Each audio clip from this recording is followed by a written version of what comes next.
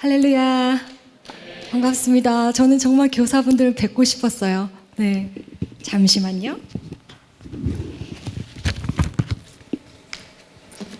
Good to Great. 짐 콜린스의 그 책에서 따온 이름이에요. 이거는, 이분은 원래 그 Good to Great Company, 말하자면 위대한, 그 사업으로 하는 어떤 그런 책들을 쓰셨는데 제가 이걸 보고 좋은 교사에서 탁월한 교사로 이 중에서 이제 주제들이 또 이거는 큰 타이틀이고요. 주제들이 있는데 오늘은 제가 여러분에게 정말 위대한 교사가 되기 위해서는 지금 우리가 새로 부임한 최병락 목사님과 함께 우리 강남중앙침례교회에 나아가야 될 방향들, 특히 너무 열심히 수고하신 여러분들과 함께 이제 차세대 교육국이 또 어떠한 방향으로 나가야 할지를 먼저 큰 그림에서 보시는 것도 중요하기 때문에 오늘은 그걸 중심으로 해서 여러분과 나눠보도록 하겠습니다. 자, 먼저 여러분 정말 뵙고 싶었고요. 여러 번 만난 분도 계시지만 이렇게 교사라는 이름으로 한 자리에서 이렇게 만나게 된 거 전 너무 기쁘게 생각합니다. 특별히 제가 다음 주에 원래 하기로 했는데 일정 변화로 오늘 하게 된 것에 대해서 여러분 그럼에도 다 참석해 주시고 협조해 주신 거 너무 감사드립니다. 박수 드립니다. 네, 너무 감사해요.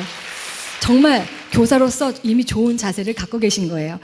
우리 시작에 앞서서 서로를 격려하는 시간부터 가졌으면 좋겠어요. 매주 같이 사역하긴 하지만 또 다른 부서에 계신 선생님들과는 한 달 만에 만난 분도 계실 거고 또 오늘도 우리가 또 수고했잖아요. 또 2시에 또 수고하실 교사분들도 계시기 때문에 함께 달려가는 차세대 교육국에 우리는 한 동력자니까 서로 사랑을 표현했으면 좋겠는데요. 사랑을 표현하는 방법에는 다양한 방법이 있어요. 근데 오늘은 이렇게 한번 해봤으면 좋겠어요. 옆 사람의 손을 살포시 한번 잡아보세요. 네, 살포시 잡아요. 꽉 잡지 마시고 살포시 잡아주세요. 나의 사랑을 옆 사람이 느낄 수 있도록 형제 자매님 안 됩니다. 이상한 기류 흐르는 건 전 미리 막습니다. 자, 자기 손을 그런 분들은 잡으세요. 자기 손이라도 꼭 잡고 이렇게 한번 눈을 감아보세요. 말로 하지 않겠습니다. 마음으로 기도합니다. 하나님, 내 옆에 있는 이분에게 힘을 주세요. 능력을 주세요.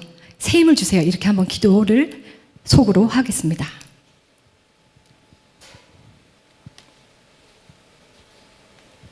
예수님의 이름으로 기도합니다. 아멘. 아직 손 놓지 마시고요. 네, 눈만 뜨세요. 네. 옆 사람의 손을 3번 꾹꾹꾹 한번 눌러주세요. 누르셨어요? 이거는 사랑해라는 의미예요. 네. 한국 분들에게는 특히 이 방법 괜찮은 것 같아요. 말로 하기 어색하시고 굳이 말로 해야 하나? 말로 해야 알죠, 사실은. 근데 말로 해야 할 때 부끄러울 때 아니면 일 다녀와서 너무 피곤한데 늦게라도 아내나 남편에게 사랑을 표현해야 할 때 입 밖으로 나오기까지는 너무 에너지가 소비될 때 그때 그냥 잠자리에서 꾹꾹꾹, 예, 손까지 못 가시면 어깨라도 꾹꾹꾹 한번 눌러주세요. 이건 제가 경상도 사람과 산 22년간의 삶 속에 터득한 거예요. 우리 목사님 지금 너무 표현 잘하시거든요. 근데 처음 살고 얼마 전까지 정말 표현이 서툴었어요. 스킨십도 약하고. 그래서 제가 생각해낸 게 그래, 말로 들으려 하지 말고 그냥 3번 눌러달라고 하자 했더니 그건 잘해주시더라고요. 그러더니 역시 사랑의 표현도 훈련이에요. 누르고 나니까 입으로 나오더라고요. 사랑해 라는 표현을 잘 하시는데 한국 분들, 제가 미국에서 이렇게 오니까요, 확실히 표현이 약해요. 그나마 이거 하시는 그거 참 잘하고 계신가요? 네, 우리 이거 안 되면 정말 그냥 꾹꾹꾹이라도 이렇게 누르는 여러분만의 스킬을 한번 가져보시면 좋을 것 같아요. 정말 이제 손 놓으셔도 돼요. 네, 잘하셨습니다. 여러분 정말 오시냐 수고하셨어요. 정말 수고 많으셨습니다. 이 자리까지 오신 여러분을 정말 사랑하고 축복합니다. 제가 정말 생각해보면 교육국은요, 이 사역은 끝이 없어요. 그쵸? 이거는 교육이란 자체가 끊임없이 변화하고 또 아이들과 그 시대에 맞게 계속 개발되어야 되기 때문에 이 사역은 그냥 이런 게 당연하다 이렇게 좀 생각을 해봐야 되는 것 같습니다. 특히 여름 사역 엄청 많이 바쁘셨을 텐데 그럼에도 넉넉하게 잘 감당해 오신 여러분 너무 축복합니다. 하나님의 크신 사랑이 다 받으세요. 제가 빼어날 수의 복복자예요. 그거 아셨나요? 빼어난 복을. 이게 사실 어렸을 때는 컴플렉스였어요. 수보가 하면 넌 얼굴과 생긴 거랑 좀 이름이 다르구나 뭐 이런 얘기를 주로 듣다 보니까 컴플렉스인데 하나님을 중학교 2학년 인격적으로 주님이 제 안에 찾아오시고 이름부터 해석해 주셨어요. 성경적이에요, 정말. 아브라함의 이름도 아브라함으로 바꾸시고 다 하셨던 것처럼 제 이름도 수보가 너는 빼어날 수의 복복자로 이미 빼어난 복을 받고 살았고 지금도 빼어난 복을 받고 살아. 그리고 앞으로 너의 인생은 빼어난 복을 받고 살게 될 거야. 더 중요한 건 너와 아주 좋은 관계를 맺는 사람들은 그 복이 흘러간단다. 제가요, 이 메시지를 받고 그 다음부터 자긍심, 자존감이 확 올라갔어요. 그래서 그 다음부터 사람들을 만나면 너 나랑 잘 지내면 너 복 받는다? 이런 게 제 안에 하나님이 들어오시고 나니까 자존감이 확 올라가더라고요. 그 이후부터 제가 누군가를 만나도 정말 예수 그리스도의 이름으로 복을 빌어드리는 그런 사람으로 제가 당당하게 이렇게 살아가고 있습니다. 하나님께서 저는 미국에 16년 반 이민교회 사모로 섬기게 하셨어요. 그동안에 맡겨주신 사역 중에 담임사모 역할은 워낙 많지만 그 중에 특별하게 맡겨주신 게 있다면 교육국 전체를 담당하는 디렉터였는데요. 말하자면 아까 우리 장로님 말씀하셨던 것처럼 총괄하는 일이었어요. 그런데 세미안에서는 영화부, 그러니까 임산부부터 12학년, 그러니까 고3 학생들까지의 그 부서를 총괄하는 역할을 감당했습니다. 지금 우리 교회로 보면 누구죠? 나는 모른다. 누구죠? 김영광 목사님. 예, 김영광 목사님의 역할을 제가 했던 거예요. 김영광 목사님을 제가 딱 와서 보니까요, 지금 세미학교에서 지금 탐방 가셔갖고 이렇게 폴 페스티벌 이렇게 찍으셨는데 제가 보니까 굉장히 순수하고 열정적이시더라고요. 제가 그분의 사역과 또 하는 이 어떤 모습을 보면서 참 사랑스럽고 멋지다라는 생각을 했습니다. 우리 지금 이 자리에는 안 계시지만 김영광 목사님 위해서 한번 수고하셨다고 박수 한번 치고 하고 가요? 네, 수고하셨습니다. 우리 장로님도 많이 애쓰고 계십니다. 네. 저의 지난 목회를 돌아보면 모든 것에 감사뿐이에요. 왜냐하면 제가 한 게 없기 때문에. 근데 특별히 차세대 교육국에서 디렉터로 섬겼던 그렇게 쓰임받았던 것에 무엇보다 마치고 나서 한국 오니까 얼마나 감사한 사역이었던가를 알게 되었어요. 물론 제가 처음부터 차세대 교육국 디렉터로 쓰임받았던 건 아니에요. 주어진 일에 그냥 열심히 하다 보니까 하나님께서 그 일까지 맡겨주셔서 영향력 있고 건강한 차세대를 섬기다 이렇게 왔습니다. 어찌되었든 저는 그 자리를 놓고 한국에 와서 지난 사역을 돌아보니까 뭐가 특히 감사하냐면 차세대를 섬기면서 아무것도 없었잖아요. 저희가 목회를 시작할 때는 교회에 아이들도 몇 명, 저희 하연이 그 당시 제가 이제 어린이 부서를 섬길 때만 해도 3살, 4살 요때였거든요. 그리고 아무것도 없었고 여름성경학교는 자체적으로 한 번도 해본 적이 없는 그런 교회이기 때문에 그거 모든 차세대 프로그램, 교재 개발, 각 부서 셋업, 다양한 활동, 교사 훈련 등을 다 시켰는데도 가장 감사했던 건 제가 교육과 동시에 선교를 하고 왔다는 사실에 되게 감사했어요. 왜 갑자기 선교? 보세요. 선교에는 2가지 종류의 선교가 있어요. 수평적 선교와 수직적 선교가 있어요. 많이 들어보셨을 텐데요. 수평적 선교는 밖으로 향해 나아가는 지역 선교, 커뮤니티 사역, 해외 선교 이것을 얘기하고요. 수직적 선교는 나를 중심으로 내게 맡겨주신 자녀, 그 자녀의 자녀, 또 내가 섬기는 교회에 보내주신 아이들을 섬기고 하나님 자녀로 만드는 것. 그게 바로 수직적 선교예요. 대대손손이, 자자손손이 예수 믿게 하는 것. 저는 차세대 사역에만 중점을 뒀다고 생각했는데 보니까 선교를 동시에 하나님께서 하게 하셨던 거예요. 여러분이 바로 그 자리에 계신 거예요. 교육과 선교를 일석이조 동시에 하고 있는 분들이 바로 여러분들이에요. 너무 영광스러운 직분 아시겠습니까? 여러분은 정말 하나님이 두고 보기에도 아깝고 또 영혼은 아무에게나 안 맡기시잖아요. 근데 여러분에게 믿고 맡기셨다는 것을 제가 알기 때문에 우리 하나님의 마음으로 알기 때문에 여러분이 얼마나 차세대 교육국에서 또 교회 전체로 봤을 때 중요하신 분인지 제가 알고 있습니다. 값진 사역을 맡기셨다는 생각 여러분 하면서 오늘도 지내셨나요? 차세대 교육국 선생님들 다 중고등부 선생님이세요? 여기서 한번 여쭤보겠습니다. 유치부 선생님들 한번 손들어 보세요. 유치부 선생님들은 유치부 다 와야 되는 거 아닌가요? 이게 그 각각 부서에 강의를 해보면요, 정말 중고등부 선생님들은 똑같아요. 거의 좀비처럼 이렇게 계셔. 정말 비슷해요. 근데 알록달록 막 잘 웃고 하시는 분은 유치부 선생님들하고 칠드런, 그 초등학교 선생님들이세요. 근데 지금 반응은 거의 지금 사춘기 깊이 들어가신 분, 질풍노도의 시기를 걷고 계신 분 같은 느낌인데 반응을 탁탁 해주시기 바랍니다. 여러분, 이 감정이 주님의 안에서 있을 때는 탁탁 살아나야 돼요. 아시겠죠? 한번 아멘으로 화답해 보시겠습니까? 네, 아멘. 네. 자, 저는 아시다시피 지금 한국과 미국을 오가면서 지내고 있기 때문에 제 체력적으로는 사실 쉬운 일은 아니에요. 근데 하나님께서 지금 이런 상황을 살 수밖에 없다는 것을 제가 아는 것이 힘을 주고 계신다는 걸 알고 있고요. 그래서 작년 12월에 부임하고 와서 차세대 교육국의 선생님들을 얼마나 만나보고 싶은지 시차 정도 안 된 1월 달에 제가 탐방을 다 이렇게 했어요. 알든 모르든 했습니다. 그리고 차세대 교육국 교역자 모임도 함께 했습니다. 여러분에게 제가 한국과 미국 오가며 이렇게 지내고 있기 때문에 지금 우리 차세대 교육국은 어느 시점에 와 있다, 이렇게는 제가 평가하고 검토할 여유까지는 없었어요. 그러나 제가 우리 강중심이 나아가야 될 그 기본 방향들에 대해서는 조금이나마 나눠드릴 수 있다면 제가 이 시간을 그렇게 할애했으면 좋겠습니다. 사역 소개를 뛰어넘어서 저와 담임 목사님과 저의 교육 철학이 담겨 있기 때문에 우리 강남중앙침례교회가 나아가야 될 방향을 이제 보게 될 것입니다.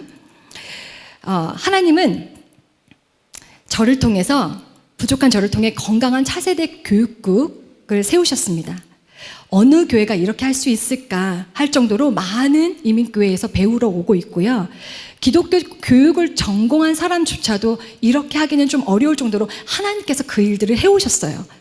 세미안의 비전에 맞춰서 교육국을 해왔는데, 그러나 제가 지금 세미안에서 이룬 이야기들과 그 기점으로 이야기는 나누겠지만 그거는 단연 기독교 교리에 입각해서 만든 거기 때문에 어느 교회든지 이 방향으로 가는 것에 대해서는 적용해도 무리가 없다고 생각합니다. 꿈이 있습니다. 장작교회 가장 많이 들었어요. 우리 강남중앙침례교회, 그렇죠? 우리 강남중앙침례교회 차세대 교육국도 이 장자 역할을 이제 앞으로 감당하게 될 것입니다. 우리 교회는 이미 너무 잘하고 계신데요. 3대 목사님을 모신 이 시점에서 다시 한번 검토하고 점검하는 시간을 갖고 싶습니다. 그래서 업그레이드된 차세대 교육국으로 나아가는 걸 이제 저는 꿈으로 갖고 있습니다. 점차적으로 우리가 성장하고 성숙할 텐데, 우리 교회만이 아니라 이 땅에 있는 교회들을 살리기 위해서 여러분이 조금 더 생각의 폭을 좀 넓혀주셨으면 좋겠어요. 강남중앙침례교회 성도는 그냥 우리 교회만을 위한 성도가 아니라 이 땅에 세워진 교회와 이 땅에 세워진 주의 종들, 교사들을 위해서 나는 존재한다, 이런 마음으로 이 가치관을 좀 크게 넓혔으면 좋겠습니다. 저는 교사 수준을 굉장히 높게 봅니다. 교사를 바라보는 눈이 높습니다. 구원의 확신, 교사로서의 부르심, 아이들 사랑하는 마음, 이건 완전 기본이에요. 기본으로 알고 여러분들은 교사가 됐다고 저는 생각합니다. 예수님이 원하시는 그 분량이 있어요. 그리스도의 장성한 분량에 이르기까지 저는 여러분을 이제 김영광 목사님과 우리 장로님과 함께 도울 것입니다. 지금까지 매년 성실하게 달려오신 그 자체로 정말 이미 좋은 교사인데요. 여기서 멈추지 말고 달려가 보시자고요. 모든 걸 뛰어넘어서 능력 있는 교사가 되도록 앞길을 인도하는 지팡이와 막대기로 우리를 인도해 주시는 예수 그리스도의 그 길처럼 저도 여러분에게 그런 역할로 감당했으면 좋겠습니다. 함께 저와 달려갈 준비 되셨습니까? 아멘. 정말입니까? 아멘. 예. 자, 그러면 몇 가지 질문부터 하고 본론으로 들어가겠습니다. 예수님 믿으십니까? 정말입니까? 그러면 예수님 한 분만이 길이고 진리고 생명 되신다는 걸 정말 믿으십니까? 예수님이 나의 구원자이시고 내 삶의 인생의 주인 되심을 믿으십니까? 정말이요? 예, 여러분 고백 들었습니다. 그러면 나를 교사로 세우신 분이 하나님이시고 권사님의 권유로 상관없어요. 하나님이 나를 세우셨고 교사로 불러주셨고 나를 그 길로 인도하신다는 것도 확신하십니까? 아멘. 네. 이미 여러분은 아멘으로 화답하셔서 너무 감사합니다. 확신 없는 분들은 반드시 교역자를 찾아가셔서 상담을 받으시면 좋겠습니다. 네. 저는 교사를 세울 때 일단 구원의 확신이 없는 교사는 세우지 않습니다. 그리고 구원의 확신은 있으나 신앙 칼라가 한쪽으로 치우쳐 있는 교사도 세우지 않습니다. 그 이유는 우리는 세상 교사와 다르기 때문이에요. 우리는 영을 다루는 교사입니다. 하나님에 대한 믿음도 불확실한데 세상 교사와 다를 게 없잖아요. 그렇게 되면 여러분의 믿음, 그 영적 상태가 아이들에게 그대로 흘러가요. 그리고 그 교사가 만난 그 하나님만큼만 아이들이 만나기 때문에 여러분이 깊이 주님을 알수록 아이들은 더 성숙해진다는 거. 이거는 진리예요. 여러분, 아이들에게 가장 영향을 주는 사람은 누구이죠? 하나님. 아멘. 궁극적으로 하나님 맞아요. 우리 인간으로서는 누굴까요? 네요. 네? 부모, 또 교사. 대부분 우리 맞아요. 부모가 가장 큰 영향을 줍니다. 24시간 아니면 12시간. 어쨌든 아이들은 부모의 언행이 계속 직간접적으로 영향을 주기 때문에. 그런데 저는요, 일주일에 단 한 번 만나는 교사를 통해서도 한 아이의 인생은 반드시 바뀔 거라고 저는 확신합니다. 저는 그래서 교사 훈련과 부모 훈련에 중점을 두는 사역을 하고 있어요. 그렇게 해왔고 앞으로도 그렇게 할 거예요. 교사와 제가 인터뷰를 하는 중에 구원이 확신이 불분명한 교사가 이렇게 오잖아요. 가만히 보니까 한 교사가 이렇게 왔어요. 지원자죠. 영접한 경험이 없대요. 그래서 저는 그 자리에서 복음을 전하고 예수님 영접하게 한 후에 입으로 시인했을 때 그때 교사로 세웠던 경험들이 있어요. 그것도 참 감사하더라고요. 찾아온 거예요. 복음 듣고 싶어서. 이 일을 돕기 위해 그러니까 세미안교회 차세대 정교사가 되는 순서를 알려드릴게요. 아마 우리 교회도 이렇게 가야 된다고 저는 생각하는데 여러분이 한번 점검해 보세요. 제가 사역을 했던 세미안교회는 교사가 그러니까 지원자가 지원서를 내면 시간을 정해서 디렉터인 저와 지원자가 인터뷰를 합니다. 이 과정이 굉장히 중요한데요. 인터뷰 내용에는 일반적인 사항들, 미국에 언제 왔는지, 자라온 삶의 이야기, 부모님은 믿는 분인지, 예수님 만난 흔적은 있는지, 현재 그리스도인으로서 어떻게 살고 있는지, 예수님 만나기 전과 후의 삶은 어떤지, 기도 제목 등 이런 것들을 나눠요. 교사 경험, 그 교사는 저와 대면에서 얼굴과 얼굴을 대면해서 만나기 때문에 그리고 미국에는요 백그라운드 책이라 그래서요 성범죄자들도 있고 폭력을 가하는 사람도 있기 때문에 그 체크를 해요. 그래서 그 백그라운드 책에서 리젝 당하는 사람은요 안 세워요. 왜냐하면 아이들은 언제 어떻게 위험에 빠질 수 있기 때문에 저희가 조심합니다. 이 인터뷰를 한 후에는 교사 자격 훈련반이라는 4주 과정의 훈련을 받습니다. 처음에는 12주였어요. 그러다가 8주로 줄고 인텐시브하게 이제 4주로 줄인 것은 교사가 계속 밀려 들어오고 아이들은 넘쳐나서 아주 인텐시브하게 그렇게 이제 교육을 하기 시작했는데요. 이렇게 교사로 딱 이제 훈련 받을 때는 부서 탐방을 합니다.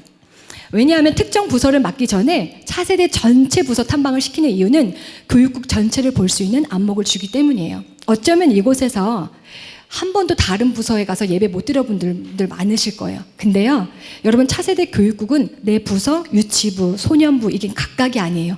전체가 하나예요. 한 덩어리예요. 그래서 여러분들이 다 모든 부서를 알아야 이해가 되고 교회가 나아가는 방향들을 알게 되기 때문에 반드시 교사 탐방이 필요해요. 부서 탐방이. 이렇게 가지면 예배 참관한 거, 부서 탐방 이렇게 돼서 이제 지원자가 그걸 써요. 그리고 나는 유치부를 이런 경우가 있어요. 나는 유치부를 잘하고 좋아하니까 지원했는데 막상 다른 부서에 가서 예배를 드렸는데 그 부서가 더 맞는 것 같고 더 큰 아이들과 만나는 게 더 편하다라는 걸 알게 되는 교사들도 많거든요. 그래서 그렇게 보내요. 그 탐방한 지원자는 예배 참관 일지라해서 느낀 점을 적어요. 그걸 제출하는데 이거는요. 제3의 눈으로 처음 들어가 보는 지원자의 눈에 비친 예배 분위기, 진행 방법, 예배 순서, 교역자와 교사들의 태도를 기록하는 건데요.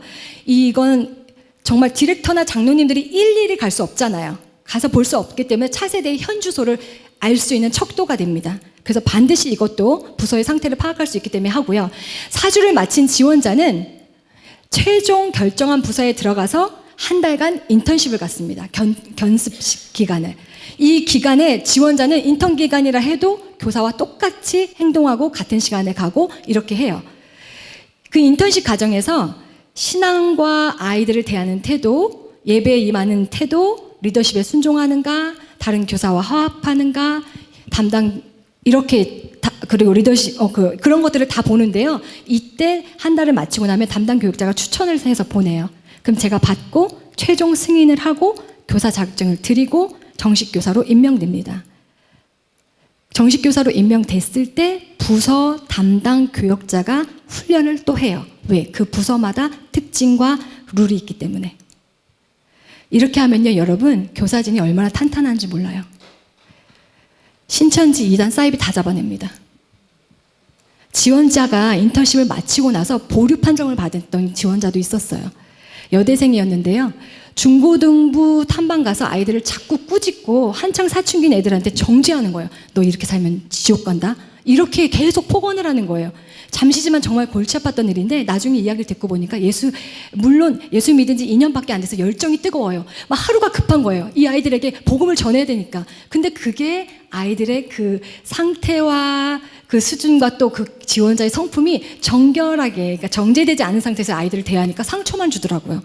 그래서 인터뷰 때도 제가 조금 아슬아슬했는데 역시 그게 티가 나서 그 지원자는 보류를 시켰어요. 보세요. 아이들을 섬기기 위해서 지원했는데 자꾸 아이들에게 상처 준다. 그럼 합격시킬까요? 보류할까요?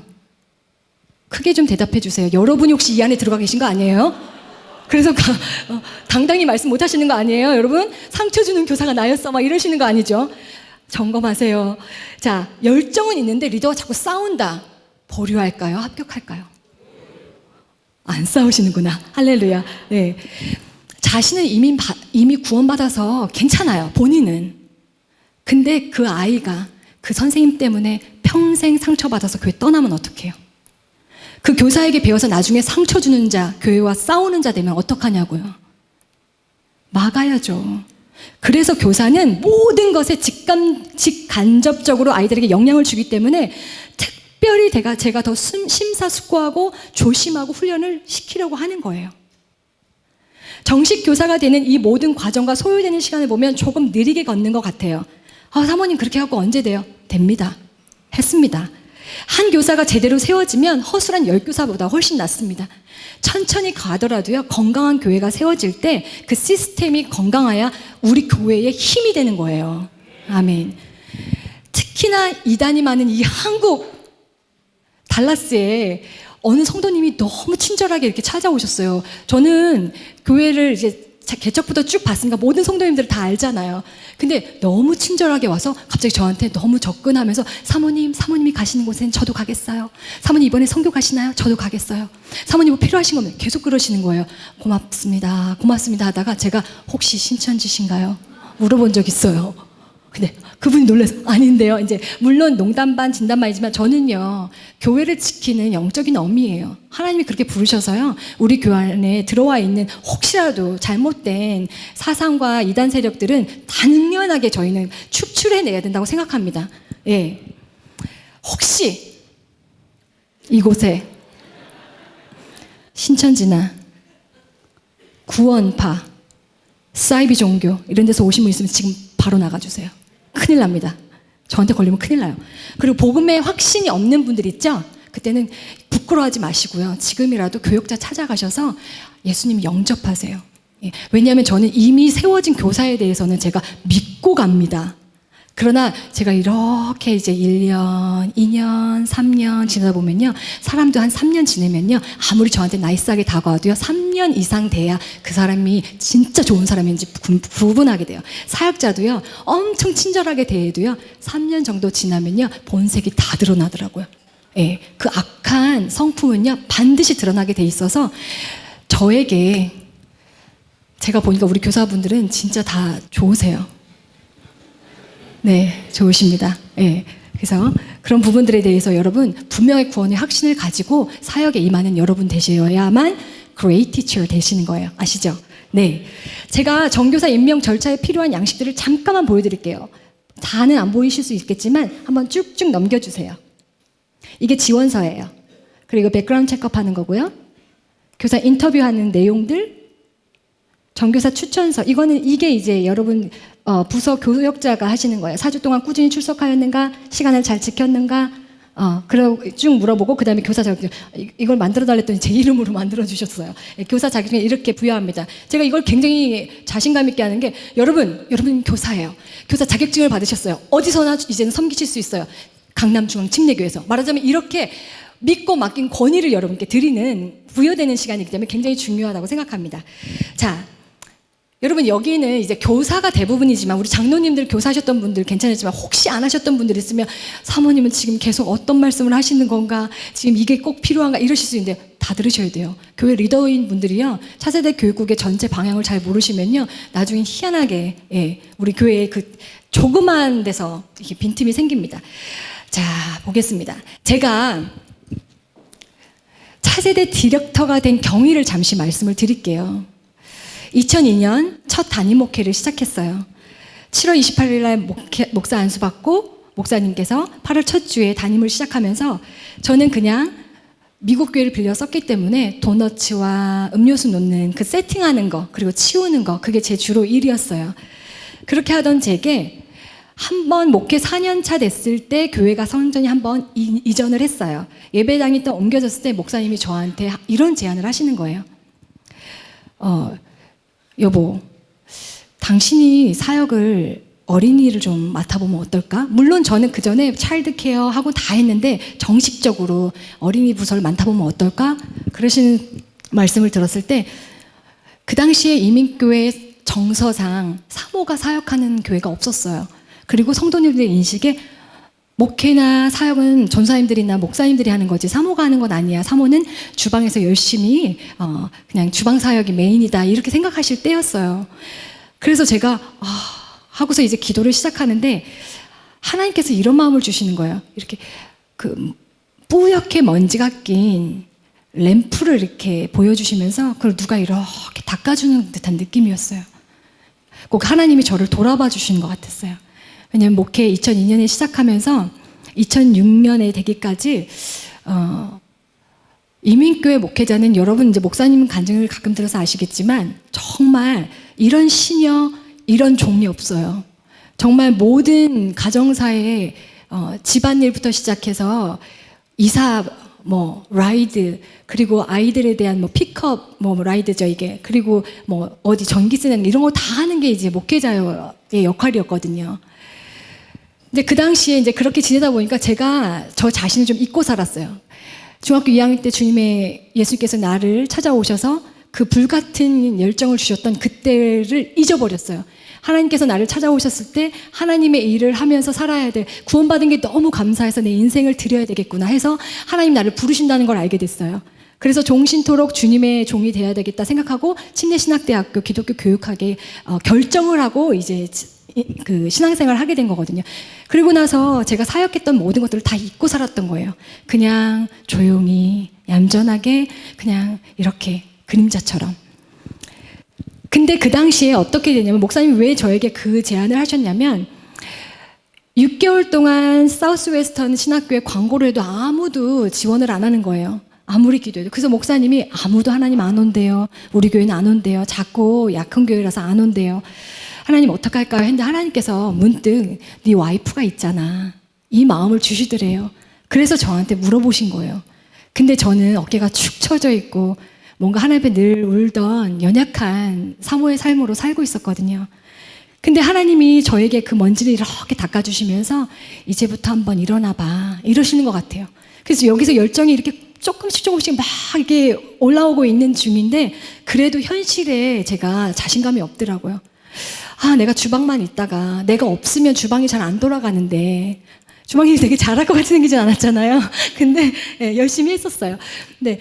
하는데 제가 사역을 하게 되면 그거 어떡하지? 이것 때문에 정말 죽도록 열심히 했어요. 근데 이게 이제 현실에 부딪히니까 목사님께서 이제 기도를 하시다가 이거를 아내를 사역자로 세워야 될 때 어떻게 이제 승인을 받을까였어요. 그래서 몇 안 되시는 리더분들을 딱 이제 과 함께 목사님이 이렇게 얘기하신 거예요. 사역자를 찾았습니다. 목사님이 그렇게 얘기하신 거예요. 한국에서부터 어린이 사역과 청소년, 청년 사역을 했고 어린이 부흥 강사와 강습회 전문 강사로 사용받던 여성 사역자입니다. 중요한 건 사례를 안 받는다고 합니다. 이렇게 얘기하신 거예요. 그랬더니 아니 그런 사역자가 당장 모셔야죠. 그런데 그런 대단한 분이 우리 같이 작은 교회에 오실까요? 이렇게. 근데 중요한 건 사례도 안 받고요. 이렇게 되신 거예요. 네, 온답니다. 허락해 주신다면 바로 온답니다. 이렇게 하시고 마지막에 목사님이 그 사역자의 이름은 바로 최수복입니다. 갑자기 최수복이 누구지? 갑자기 안집사님들이 하다가 우리가 왜 사모님을 잊고 있었나? 사모님이 하시면 되는 걸 이러면서 정말 몇 분 안 되지만 만장일치로 제가 어린이 담당 사역자가 되었다는 거예요. 박수. 네.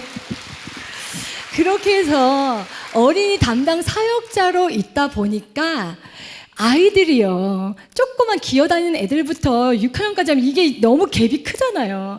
그냥 이게 여기도 안 되고 저기도 안 되고, 마음이 좀 맞는 우리 집사님들과 함께 이렇게 반 좀 맡아주세요, 요 반 아이들 좀 해주세요, 이렇게 하면서 저는 안팎으로 너무 바빴어요. 사역을 해야 되는데 주방도 해야 되잖아요. 그러니까 주방에 가서 막 다 일찍 일어나서 다 해놔요. 그리고 여기 가서 또 해요. 사역하는 동안 3시마다 깼어요. 왜냐면 애기 키우니까 시간이 없잖아요. 그리고 목사님 일단 담임 사모 역할 다 해야 되니까 3시마다 자다가 깨요. 그럼 그때부터 사역 준비 막 하는 거예요. 바닥부터니까 준비할 게 너무 많았어요. 그렇게 준비해요. 그래서 제가 지금도 3시에 잘 깨요.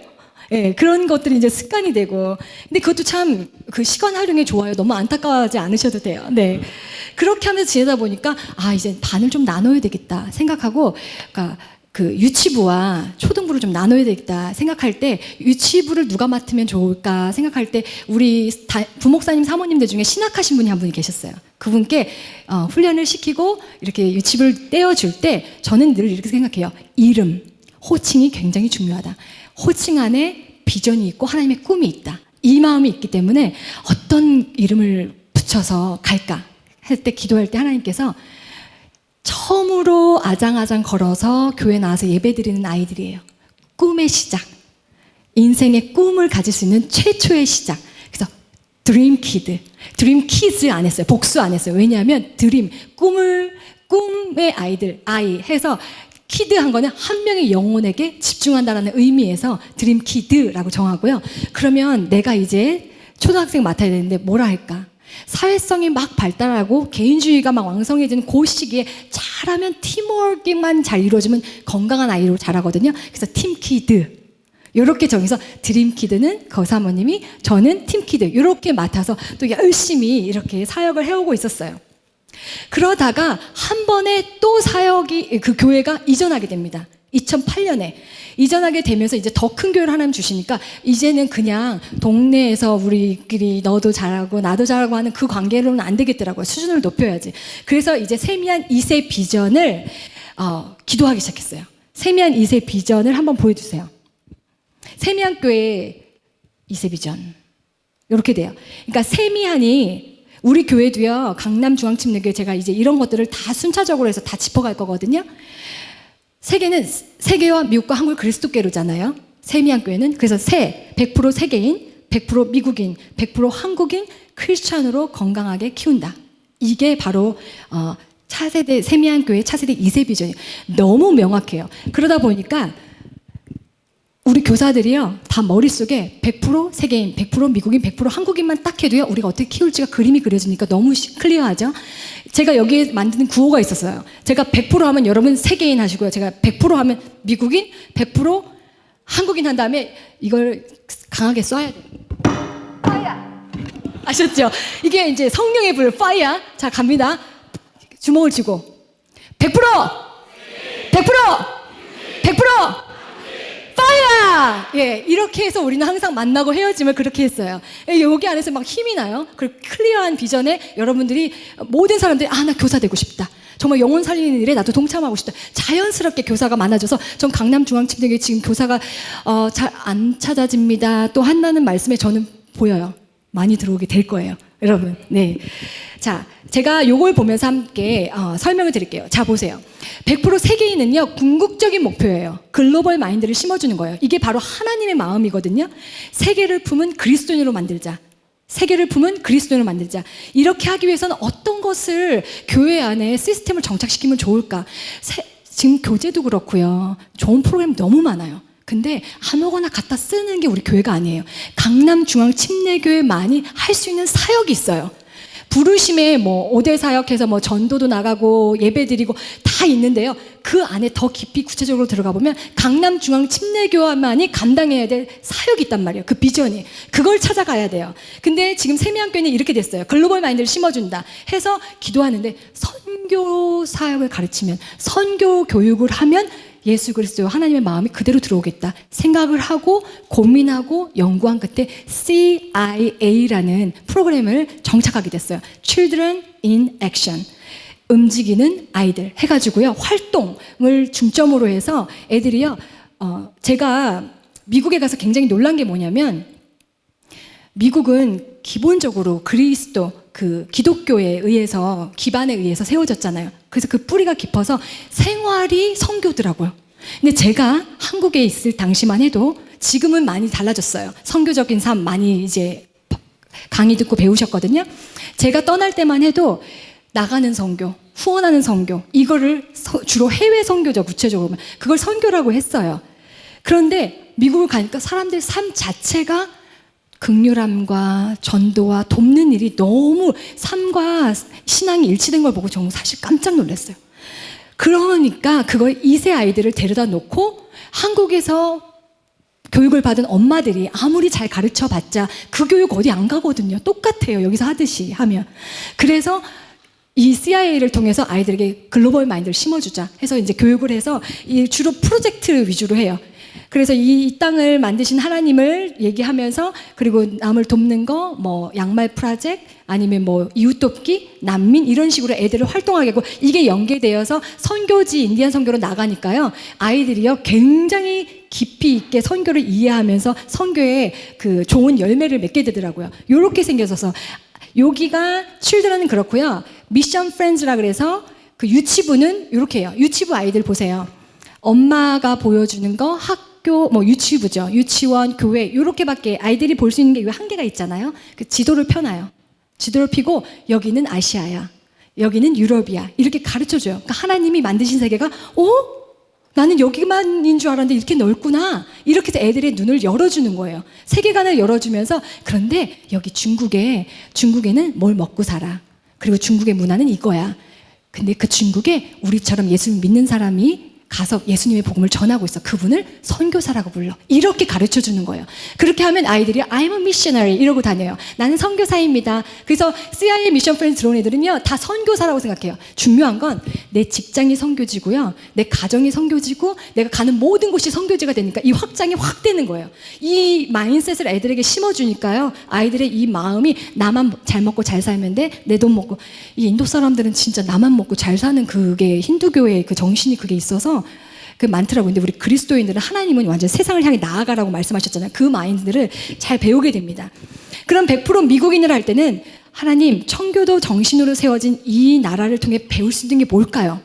기도했을 때 하나님께서 그들이 정착을 했을 때 내 집을 먼저 세우기보다 교회와 학교를 세워 하나님을 예배했던 것, 그걸 기억나게 하시더라고요. 그래서 예배에 집중하자. 여기 미국인 예배에 집중하고 아이들에게 순결하게, 그래서 혼전 순결 유스되면, 이제 중고등부 되면 그 서약식도 하면서 정직과 성품 위주의 애들을 계속 가르쳐요. 그렇게 했던 거. 그리고 100% 한국인을 하면, 하나님, 한국인은 가장 우리가 기억해야 했으면 가장 큰 파워가 뭘까? 기도예요. 기도. 한국인은 기도. 그러면 기도를 가르치다. 근데 애들에게 기도해라, 기도해라, 주여 삼창 이렇게 한다고 되는 게 아니거든요. 기도를 가르치는 방법은요, 금요 성령 집회에 데리고 오는 거예요. 금요 성령 집회에 데리고 오고, 금요 성령 집회 때 기도밖에 안 할 때 애들이 아장아장 걸으면서 교회를 들어오죠. 엄마 아빠들, 할머니 할아버지들 기도하는 모습을 봐요. 그리고 그 기도 소리를 듣습니다. 그리고 목사님의 안수기도까지 받아요. 그런 아이는요 기도하는 아이로 크게 돼 있어요. 가르치지 않아도 본대로 하기 때문에 기도하는 아이들로 키운다. 이게 100%. 그리고 한국인이기 때문에 언어, 한국 학교 뭐 이런 것들을 이제 세우는 일을 했어요. 그러니까 이런 저는 프로그램을 소개하는 게 아니고요, 목적을 가지고 세워지는 비전에 맞는 프로그램을 정착시키는 게 무엇보다 중요하다. 이것을 제가 말씀드리는 겁니다. 2009년에는 이 100% 한국인에 있어서, 언어에 있어서 어떻게 하면 하나님을 조금 더 언어도 잊지 않고 어떻게 할 수 있을까 했을 때 음악 교육이 되게 좋겠다 해서 음악을 하면 뭐 이탈리아도 배우고 샹송도 배우게 되고 또 뭐 한국말로도 영어도 다 하잖아요. 그런 아이들의 감성과 동심이 살아있으면 하나님 나중에 만나기도 쉽겠다 해서 언어도 동시에 노래를 배우면 더 쉽고 이렇게 해서 이제 정착되게 했던 그런 차세대를 이렇게 정착시켰습니다. 제가 그러다가 차세대 교육국 디렉터로 2010년도에 본격적으로 임명을 받게 됐어요. 그럴 때 이제 교사 교육을 실행하고 교사 대학을 하고 매달 첫째 주에 교사 연합기도회, 교사 자격 훈련반, 이런 또 매뉴얼 작업 이런 것들을 이렇게 했어요. 근데요, 이거 할 때에 여러분 우리 교회도 지금 영화부 있죠? 영화부 있죠? 예, 그 영화부에 대해서 제가 조금 설명을 한번 드릴게요. 신앙에 제가 이렇게 아이들을 드림키드부터 이제 유치부부터 쭉 세워 나가다 보니까 결국 부모 교육이 없이는 안 되더라고요. 부모의 헌신과 부모의 신앙이 좋아야 아이들이 성숙한다는 걸 알게 돼서 제가 영화부를 하나님께서 강력하게 세우라는 마음을 주셔서 영화부를 세우게 되면서 영화부의 교육의 목적은 부모 교육이에요. 80% 부모 교육, 아기 교육은 20%, 임산부부터 3세까지. 근데 교회 따라 달라요. 세미안교회는 18개월까지만 했어요. 왜냐면 18개월부터는 정말 예배자로 한번 세워보자 해가지고 조금 더 챌린지 해가지고 좀 당겼는데요. 0세에서 3세 영아부.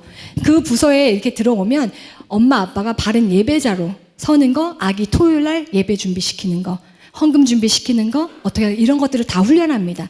그렇게 준비하면서 이제 제가 했던 사역들은 뭐 유스 오케스트라, 두나미스 태권도 선교단, 카라 선교단, 선교 합창단에서 이제 달라스에서는 아주 굉장히 이제 깊이 있는 그런 합창단이 되었고요. 또 중요한 거는 제가 이렇게 이제 교육에 대해서 이제 기독교 교육에 대해서만 하다 보니까 대학 갈 때 좀 도움을 줄 수 있는 프로그램은 없을까라는 또 마음이 들었을 때 대학에 도움을 줄 수 있는 월드 체인저스라 그래서 자원봉사 시간을 합산해서 그것을 기관에 보내면 대통령이 사인한 봉사 상장을 주는 그 프로그램이 있어요. 근데 그게 세미안교회가 워낙 성장하다 보니까 그게 수월해졌어요. 왜냐면 아이들이 선교 교육이 되고 교육이 철저히 되다 보니까 봉사를 많이 해서 아이들이 어차피 하는 봉사 시간을 흩어보내지 말고 모아주자 해서 모아서 대학에 굉장히 미국은 봉사, 지금 한국도 많이 그러죠. 봉사하고 누군가를 돕는 사회에 기여하는 사람들을 많이 뽑는데 거기에 이 상이 굉장히 큰 대학 합격에 도움을 많이 주고 있습니다. 이렇게 해서 제가 아와나 세미안 썸머스쿨 이렇게 했던 이야기들은 예, 여기까지 이렇게 하겠습니다. 제가 졸리세요? 졸리신 분들 솔직히 손 들어보세요. 일어나게 드릴게요. 네. 자. 오늘은 이건 정말 중요한 얘기예요. 그죠? 자, 이제 또 이제 거의 다 왔습니다. 자, 모든 교회마다 교육국이라는 게 존재해요. 그 교육국을 본부라고 제가 이제 표현을 할게요. 그 본부의 사역들이 굉장히 많은데 그 중에서 제가 이제 조직표 한 번만 보여주실래요? 조직표는 어느 교회나 다 비슷해요. 근데 제가 특별히 저기 그러니까 파란색으로 차세대 교육국 자문 씨앗이라고 한 부분만 말씀드릴게요. 씨앗은 뭐냐면 기도의 씨앗이라 해서 어른들이 아기들이 예배실 들어가기 전에 기도해 주시는 할머니 할아버지의 역할을 씨앗이라고 불러요. 기도의 씨앗. 그래서 제가 이 부분은 미국에 있다 보니까 아이들이 가족과 떨어져서 할머니 할아버지로 안 사는 아이들이 많단 말이에요.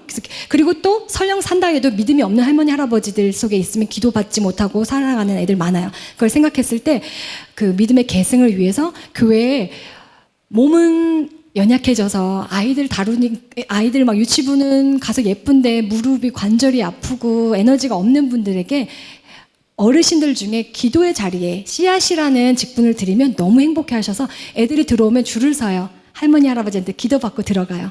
예, 그렇게 하는 게 굉장히 좋은 게 있고요. 또 자문이라는 분들이 있어요. 자문은 정말 본인들의 어떤 경력과 이걸 나눠주는 게 아니고 몸은 연약해요. 똑같이 말씀드리지만 이분들에게 이제 잡을 드리는 거예요. 연세가 많다고 해서 난 이제 할 일이 없어. 아니에요. 다 찾아서 제가 다 찾아 드릴 거예요. 몸은 연약한데 물질 좀 하나님이 많이 풍성하게 채우신 분들. 그분들이 물질로 섬기기에 즐겨 하시는 분들을 모아서 물질 봉사. 그러니까 예를 들면 티셔츠 제작이라던가 교회 교사들 만찬이라던가 생일 축하 선물, 교사들의 생일 축하 선물, 막 이런 것들을 이렇게 해주길 원하시는 분들을 모아서 자문으로 제가 세워서 그렇게 진행을 해왔어요. 이게 굉장히 큰 원동력이 돼요. 우리가 교회의 재산과 재정을 막 빼다 쓰는 거 다 성도님들의 수고와 기도로 뿌려지는 거잖아요. 하나하나 그것도 어느 재정은 나오는 것도 중요하지만 하나님 앞에 저는 여러분 주머니에서 하나님이 허락하신다면, 하나님이 허락한 물질이 내게는 그래도 은사로 하나님 주셨다라고 믿는 그런 분들이 있다면 마음껏 쓰고 하나님 앞에 영광을 돌리는 그런 상급받는 분들을 만들어 드리고 싶어서 만든 자문이에요. 예, 그렇게 이렇게 좀 특징이 있고요. 매뉴얼 작업을 매년 해왔는데요. 이게 이제 오늘 제가 갖고 온 매뉴얼이에요. 차세대 교육국 매뉴얼. 이 안에 비전, 차세대 교육국 모토 말씀 이런 게 다 있어요. 이거는 인터뷰할 때, 인터뷰하고 교사 들어갈 때 제가 이 책자를 가지고 다 계속 교육을 해요.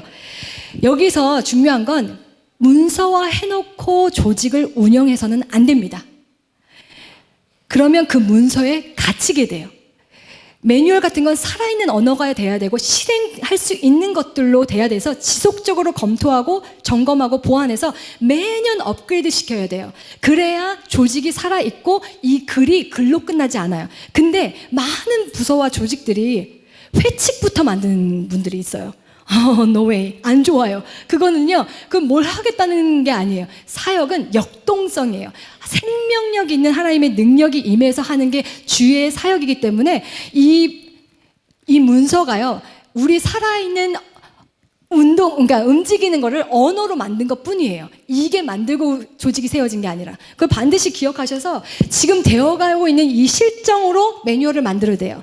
그리고 거기서 보완하고 수정하고 업그레이드 시키는 게 바로 제대로 된 차세대 매뉴얼이에요. 그렇게 여러분들이 기억하시면 되겠습니다. 교회 학교 지침도 있어요. 이렇게 보면, 자, 보세요. 차세대 교육국 모토 말씀도 있어요. 나는 포도나무에 너는 가지라. 그가 내 안에, 내가 그 안에 거하면 사람이 열매를 많이 맺나니 나를 떠나서 너희가 아무것도 할 수 없습니다. 이거를 머릿속에 계속 교사들이 갖고 있다가 저는 이래요. 여러분이 이걸 주고 저거 주고 아무리 암송을 많이 가르쳐도 남는 건 결국엔 하나님 앞에 너희들이 어려운 일을 당해도 절대 주님 떠나지 마. 그것만 가르쳐도 충분하다.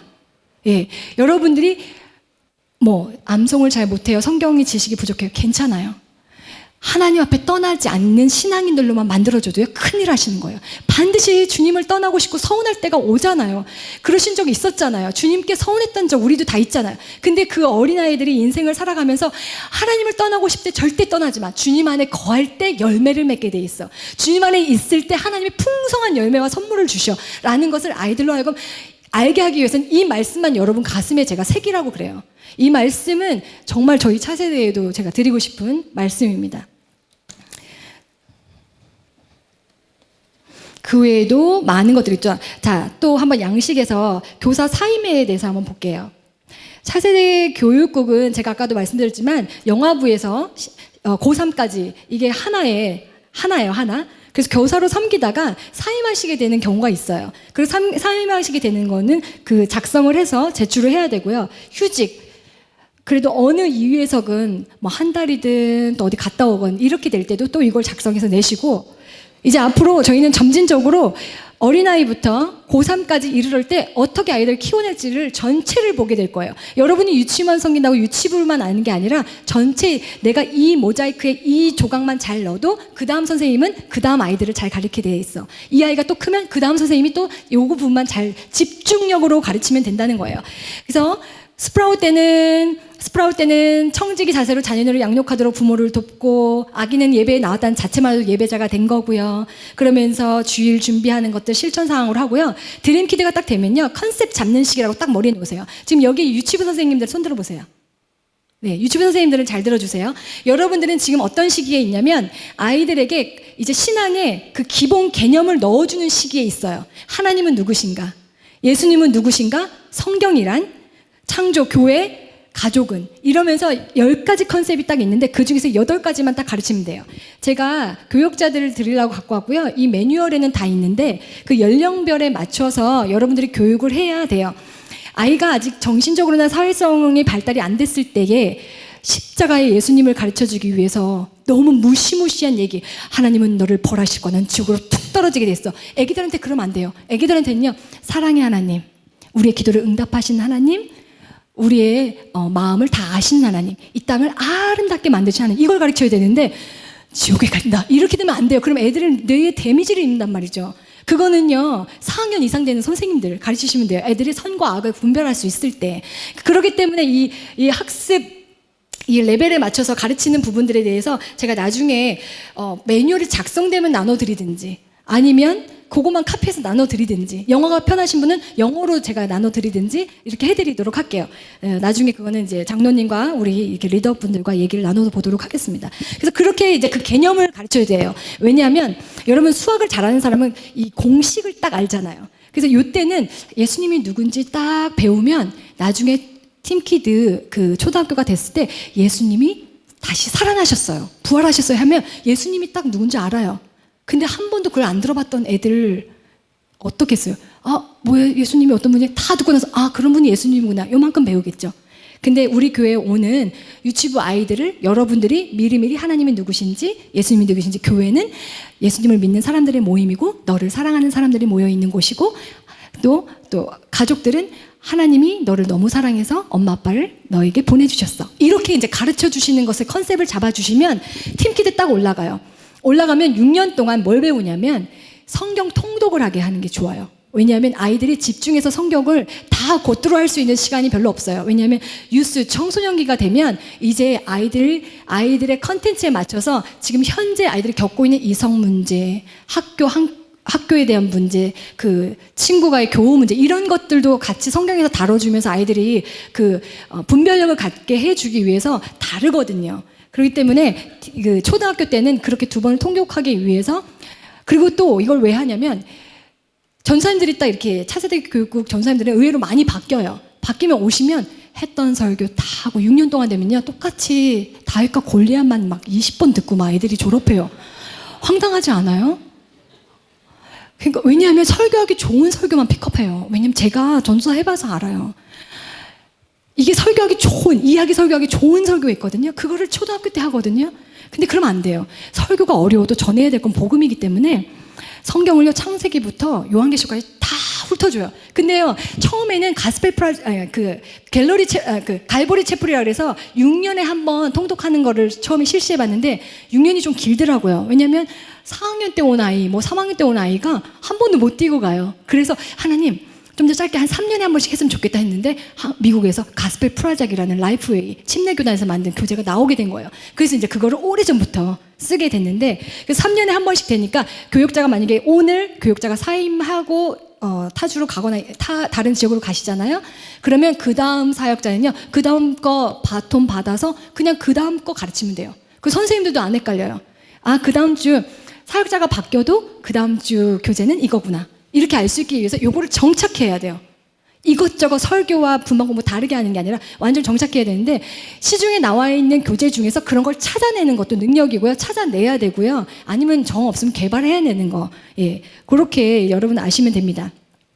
자, 영화부에서 부모로부터 예배 훈련을 잘 받은 아이가 컨셉을, 그 8가지 컨셉을 잘 잡았어요. 그리고 나서 팀키에 들어가서 성경을 전체를 2번을 봤어요. 그러면 이제 파워 있게 나가라 해서 파워 유스라는 이름으로 그 청소년부 이름을 정했어요.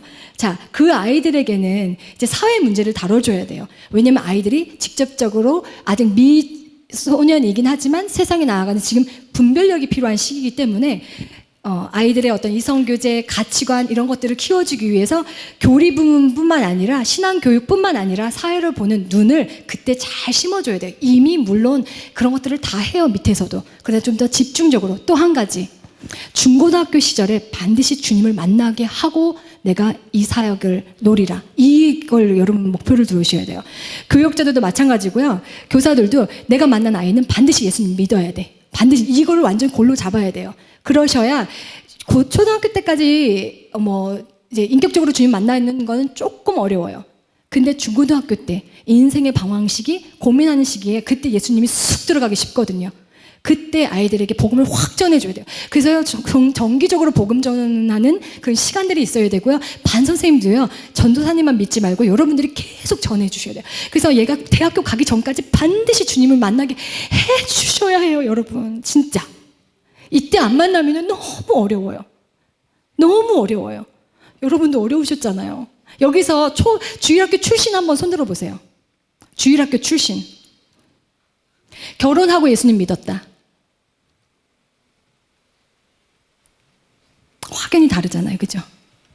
주일학교 한 번이라도 교회 땅을 밟아본 사람이 결국 주님 앞에 돌아오고요. 어제도 군인교회 가서 예배를 드리는데 주일학교 때 예수님이라도 들었던 사람이 결국 주님 앞에 찾더라고요. 어려운 인생의 험한 시간을 만났을 때 그때 찾더라고요. 그리고 그때 여러분들의 얼굴을 기억하게 돼 있어요.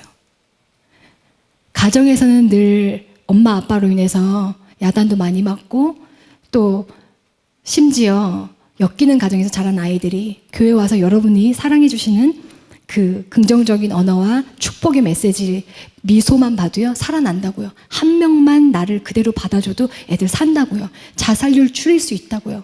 한국의 아이들 정말 죽지 못해 사는. 제가 요번에 우리 영광이가 진짜 무난한 성격이에요. 근데 미국에서는 11학년이 제일 힘들거든요. 여기 같이 이제 고3 같은 거라 보시면 돼요. 근데 이 아이가 2번, 3번 저한테 엄마 나 힘들어.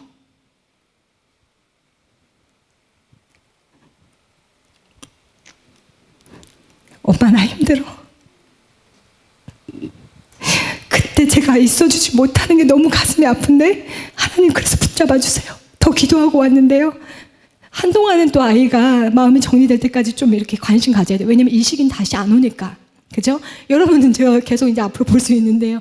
이 시기는 다시 안 오니까 제가 힘들어요. 이 무난한 아이도, 표현 잘 안 하는 아이도, 그리고 웬만한 스트레스를 잘 안 받는 스타일이에요. 너무 감사해요. 근데 이 아이가 이렇게 얘기할 때는 우리 한국에 있는 아이들은 얼마나 힘들까? 똑같지 않겠어요? 그죠? 그 아이들에게 여러분의 미소 한마디가 얼마나 큰 힘이 되는지 몰라요. 교회 안에서, 그러니까 교실 안에서 잘하는 선생님, 교실 바깥으로 가서 바뀌는 선생님 또 있어요.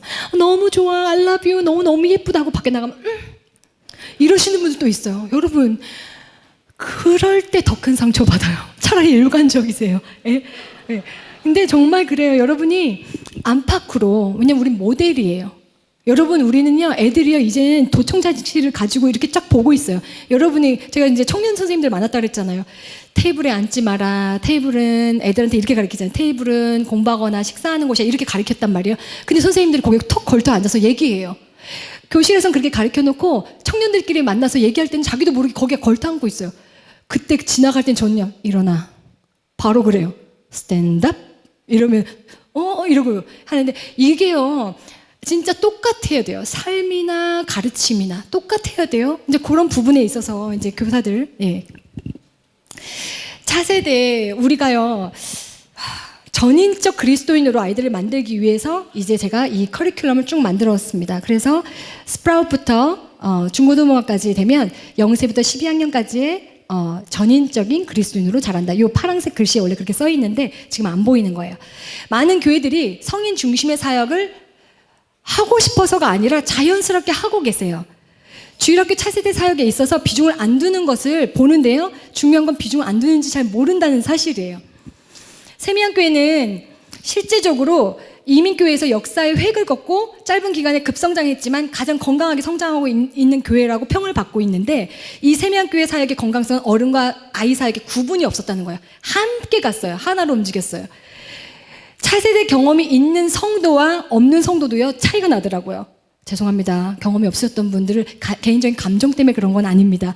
교사 모임이기 때문에 차이가 나요. 교역자여도요 마찬가지로 차세대 경험이 있는 교역자 없는 교역자는요 앞에 나중에 목회하면요 차이 나요.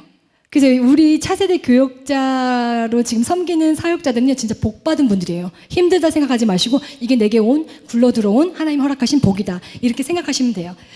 우리가 그동안 다음 세대에 대해서 고민을 많이 해본 경험이 없기 때문에 하고 싶어도 이제 잘 못하게 된 시점에 왔어요. 그리고 이렇게 생각해요. 차일드 케어만 잘하면 되지. 어른들 예배 방해 안 하면 되지. 이렇게만 생각하다 보니까 저 아이들을 어른들은 큰 영혼, 아이들은 작은 영혼, 뭐 연약한 영혼 이렇게 보고서 점차적으로 힘들게 이제 살아가고 있습니다. 근데 이 차세대 교육국과 어른 성인 사역이 밸런스가 딱 맞으면요 수직 상승하게 돼 있고요 성숙하게 돼 있습니다. 한국에 와서 여러 교회들을 보면서 차세대 교육자들을 실습생처럼 대하는 모습에 조금 놀랐어요. 어찌 보면 우리 기독교 미래를 짊어진 분들인데 보직 중에 가장 연수가 짧거나 학생들 위주로 뽑는다는 것을 제가 알게 됐어요. 물론 제가 학생 전사님이 실력이 부족하다 그 의미가 아니라 교회 내에서 성도님들과 목회자들의 차세대를 향한 의식을 제가 말씀드리는 거예요. 남녀노소 다 귀하든 어느 부서도 차등을 주어서는 안 되는데요. 교역자도 청년 사역 맡기다가 어린이 부서로 보직을 바꾸면요, 좌천된 줄 알고요, 시리에 빠진 사역자들을 봤어요. 와, 제가 얼마나 어디서부터 가르쳐야 되지? 답답하더라고요. 교역자가 이 정신인데 우리 성도님들은 어떻게 배울까? 너무너무 가슴이 아팠던 시간이 있었어요. 이번에 여름에 와서 차세대 교역자 진흥원 주최로 침신대에서 교사와 부모 강의를 하고 왔는데요. 주일학교가 너무 열악한 마음에 좀 가슴도 아팠고 제가 어떤 사역을 해야 될지도 좀 많이 알게 된 것 같습니다. 그러면서 리더인 저를 비롯해서 우리 리더들이 다시 한번 돌아보면 좋겠다. 쇠퇴하는 교회가 있습니다. 근데 어느 교회는 성장하고 있습니다. 다음 세대 비중을 둔 그 교회는 반드시 성장하게 돼 있어요. 밸런스가 있는 교회. 교회가 크고 어린 숫자는 많은데 주일학교가 부흥하지 않는다? 만약에 우리 교회도 그런 시점에 있다고 여러분들 스스로가 얘기한다? 저는 이 말씀을 드리고 싶어요. LA의 모자이크 교회 담임 목사님이 이런 말씀하셨어요. 아이들이 교회를 떠난 것이 아니라 교회가 아이들을 떠난 것이다. 아이들이 교회를 떠난 것이 아니라 교회가 아이들을 떠난 것이다. 어린 영혼이라고, 약한 영혼이라고, 볼품없는 영혼이라고 그렇게 그냥 방관했던 1년, 3년, 10년, 15년, 20년, 30년이 지나고 나니까 지금의 이 사태가 된 거예요. 교회가 아이들을 이렇게 방치해놓고 방치해놓은 줄도 모른 채 달려가고 있기 때문에 우리가 먼저 돌아보면서 우리 강중팀 교사들이 먼저 일어나자고요. 아멘.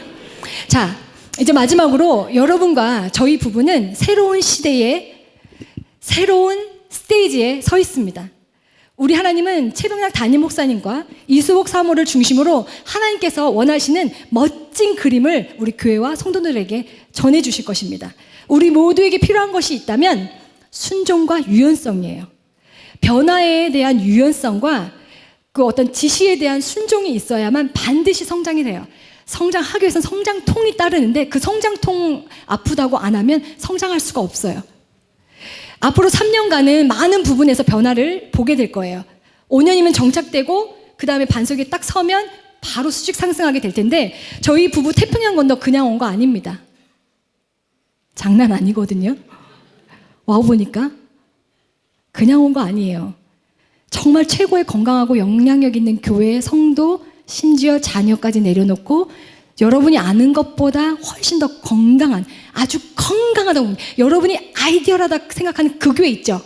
그거 놓고 온 거예요. 그 교회 놓고 온 거예요, 여러분. 그 목사님 가치를 인정해 주셔야 돼요.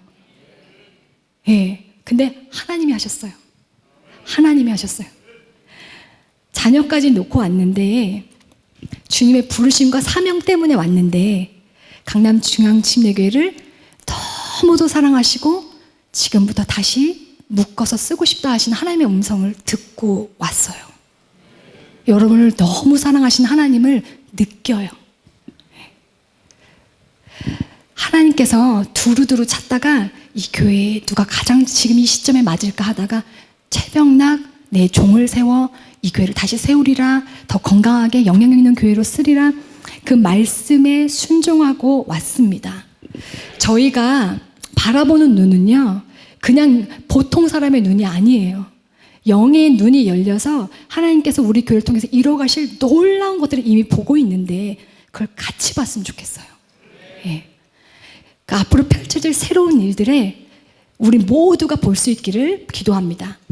우리 교사들이 먼저 일어나서 우리 교회를 살릴 뿐만 아니라 많은 교회와 주일학교를 깨우는 그 사명을 감당했으면 좋겠습니다. 아멘. 우리 그 일에 함께 동참하는 마음으로 하나님께 영광의 박수 소원합니다. 하나님께 영광 돌립니다. 우리 붙잡아 주시옵소서. 아멘. 할렐루야.